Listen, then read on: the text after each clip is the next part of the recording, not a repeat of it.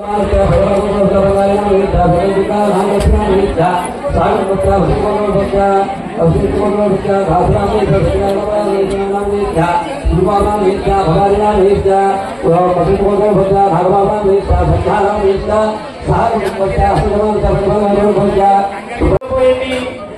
ఏర్పాటు చేస్తుంటే గోత్రనామాలు చెప్తారు ఇక్కడ ప్రారంభం చేస్తున్నాం అమ్మా ఇక్కడ పేర్లు చెప్తున్నారు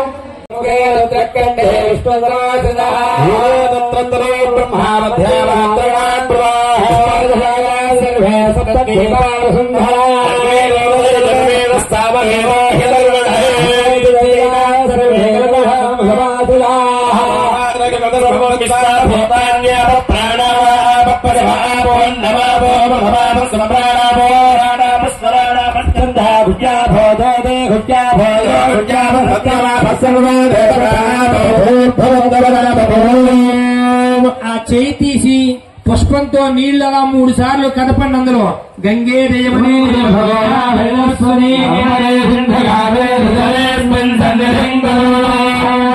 శ్రీ మహాగణాధిపత పూజార్థం దుర్దక్షేకారక పూజా ద్రవ్యాన్ని పుష్పంతో నీళ్లు తీసుకుని పూజా ద్రవ్యాల మీద చల్లండి. మీరు తెచ్చిన పూజా సరుకుల మీద చల్లండి. పూజ చేసే కలస మీద చల్లండి. వినాయకుడి మీద చల్లి మీ మీద చల్లుకోండి. తర్వాత పుష్పం గ్లాసులో పెట్టేయండి. అమ్మవారికి మళ్ళా ఇంకో కొత్త పుష్పం తీసుకుని ఆ కలసలో ఒకసారి చూపించి వినాయకుడి దగ్గర పెట్టండి. అందరూ కూడా నమస్కారం చేయండి. భజంత్రీలు వాయించండి బాబు.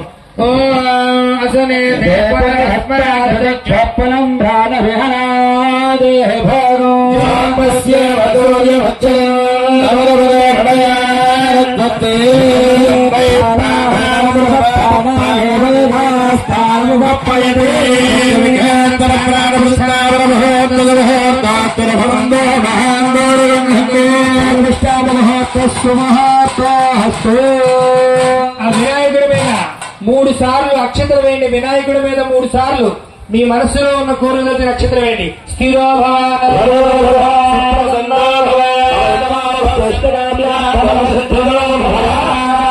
నమస్కారం చేయండి. ఓం గణానాంతవా గణపతిం భవామహే కవిం కవీన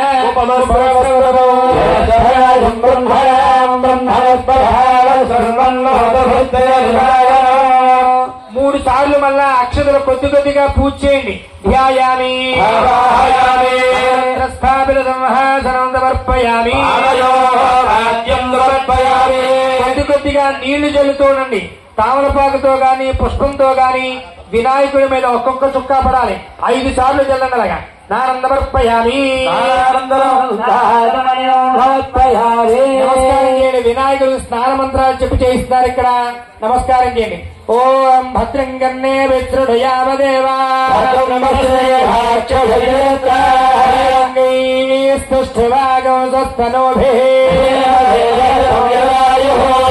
ఇంద్ర వృద్ధశ్రవాస్తాక్ష అరిష్టనేమి. శాంతి శాంతి శాంతి. ఓం నమో భూతపతయే నమో గణపతయే నమో నమః. నమో స్థలంబోధరాధేకదంతాధవిఘ్ననాశనే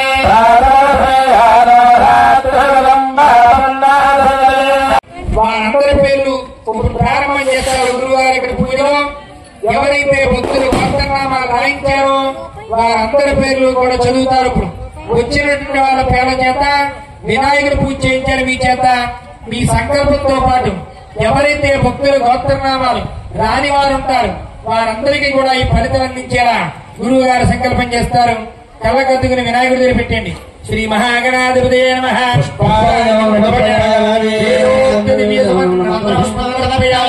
రెండు అక్షతలు వేయండి. కళ్ళకద్దుకుని వినాయకుడి మీద మళ్ళా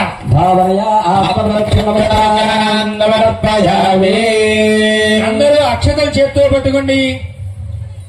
చేతిలో నీళ్లు పోసుకుని అక్షతలు నీళ్లు తావలపాకు మీద కింద వదిలిపెట్టండి. మంత్ర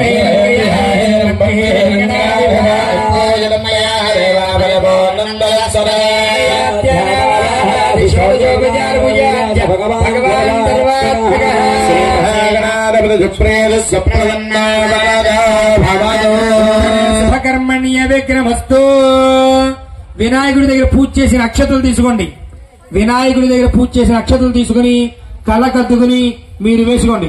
ఓ పుష్పం తీసుకుని కళ్ళకద్దుకుని తలలో పెట్టుకోండి. మా అందరూ కూడా సహస్రపరమాదేవి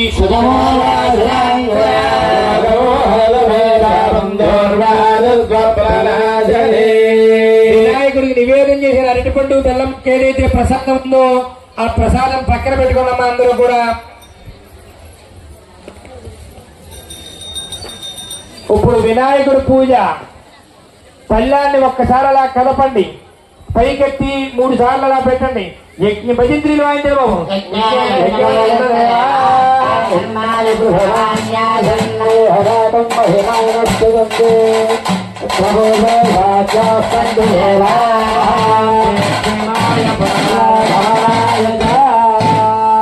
ఒక గురువు గారు వస్తారు. వినాయకుడి దగ్గర పెట్టిన మంత్రపుష్పం ఇవ్వండి. కార్యకర్తలు కుర్రాళ్ళు వస్తారు. ఆ వినాయకుడు ఈ పల్లెల్లో పెరిగే సంచుల దగ్గర ఏర్పాటు చేస్తారు. ఆ వినాయకుడు మొదటి అలాగే బియ్యం సఖీలు పట్టి వస్తారు. అందులో పోయి జాగ్రత్తగా ఒక్కొక్కరు కంగారు పడకుండా నిజంగా చేయండి. రాయించిన గోత్రనామాలు బ్రహ్మగారు చదువుతారు. ఇక్కడ ఎవరైతే పూజా కార్యక్రమాల్లో భక్తులు గోత్రనామాలు ఇచ్చారో వారందరి పేర్లు చదువుతారు. దీపారాధన అంతటితో ఆపండి. మళ్ళా కుక్కం పూజ చేసినప్పుడు మీ అందరి చేత దీపారాధన చేయిస్తారు. కాబట్టి ఎవరో నూరిపోయేటని అందులో మీరు వినాయకుడు చేసిన పశువు పొందని సత్తమ్మ తాళిగా ఏర్పాటు చేస్తారు. అయ్యా కార్యకర్తలు కుర్రాలు రావాలి. 4 పళ్ళాలు పెట్టుకెళ్తే అందులో పెడతారు. అవి బాలశర్మ గారు గురువు గారు పంపించకపోయింది. మీ ఏర్పాటు చేస్తుంటే గోత్రనామాలు చెప్తారు. ఇక్కడ ప్రారంభం చేస్తున్నాం. అమ్మా ఇక్కడ పేర్లు చెప్తున్నారు. మీరందరూ మీ పేర్లు ఇక్కడ ఉన్నవారు వచ్చినట్లయితే మా అమ్మగారికి నమస్కారం చేయండి. అందరి పేర్లు చెప్తారు. సావకాశంగా ఆలకించండి. రాలేదు